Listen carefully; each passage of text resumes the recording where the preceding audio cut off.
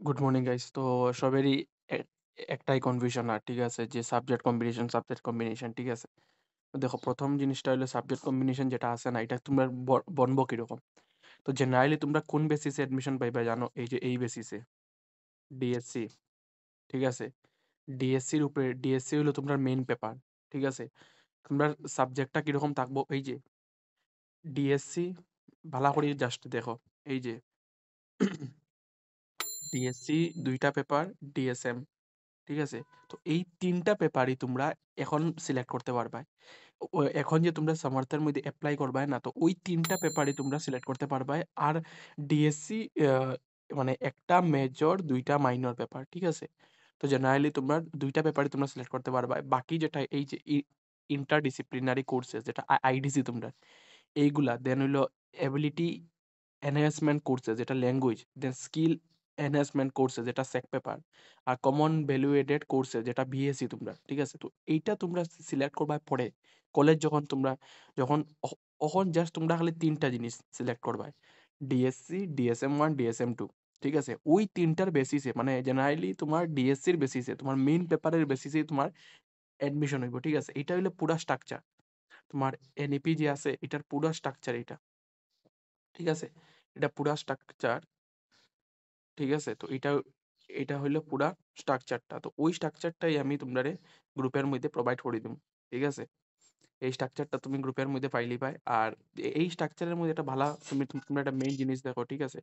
এই যে ওই জিনিসটাই তোমরা খালি খেয়াল রাখতে, এই যে এই জিনিসটাই ডিএসসি। বাকি যেগুলা আছে না, বাকি এগুলা আস্তে আস্তে আস্তে আস্তে তোমরা যখন second semester, third semester, fourth সেমিস্টারে যাইবাই, তখন তোমরা পাইবাই। বাট এখন তোমরা মেইন, এটা হলো পুরা কোর্সের স্ট্রাকচার। তো এইটাই তোমরা মেইন খালি এখন দেখবার জিনিস, ঠিক আছে। বাকি এতগুলা দেখতে লাগতো না। প্রথম কথা হইলো যে সাবজেক্ট কম্বিনেশন যেটা আছে না, এটা আপাতত তোমরা খালি ৩টাই সাবজেক্ট সিলেক্ট করবা, আর ওই ৩টা সাবজেক্টের বেসিসে তোমরা কলেজের মধ্যে অ্যাডমিশনটা হইব, ঠিক আছে।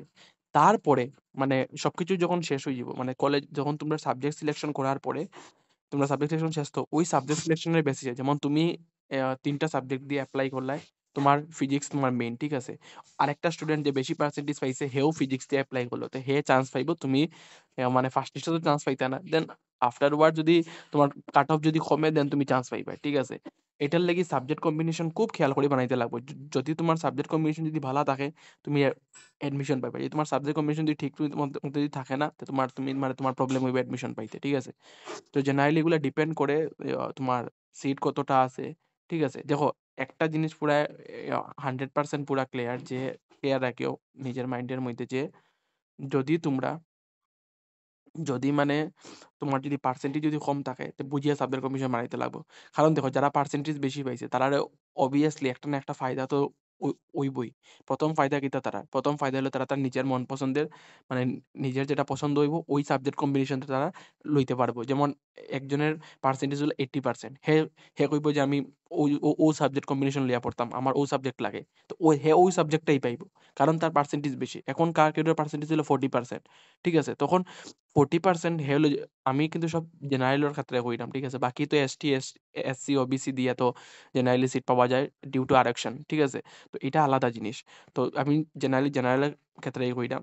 তো যখন ধরে লাও জেনারেলের মধ্যে কাট অফ গেছে গিয়ে বহুত বেশি, ঠিক আছে, যেমন 80। কারণ কি এটা যাওয়ার কারণ, তারা মানে বেশি পার্সেন্টেজ পাইছে আর পাইছে, তারা আগে সিট পাইবো। তো ওইটাই রিজন যে জেনারেলি কাট অফটা উপরে যায় গিয়া, ঠিক আছে। তো একটু বুঝিয়ে সাবজেক্ট কম্বিনেশন বানাইতে লাগবে, ঠিক আছে।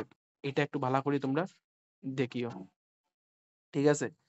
আর তো এমন কিছু নাই কেন, বাকি যে তোমরা যে কইছি যেগুলা, ঠিক আছে, ওগুলা একটু ভালো করে দেখলেই তোমরা সাবজেক্ট কম্বিনেশনটা বনে যাব, ঠিক আছে। আই হোপ তোমরা সবাই ক্লিয়ার।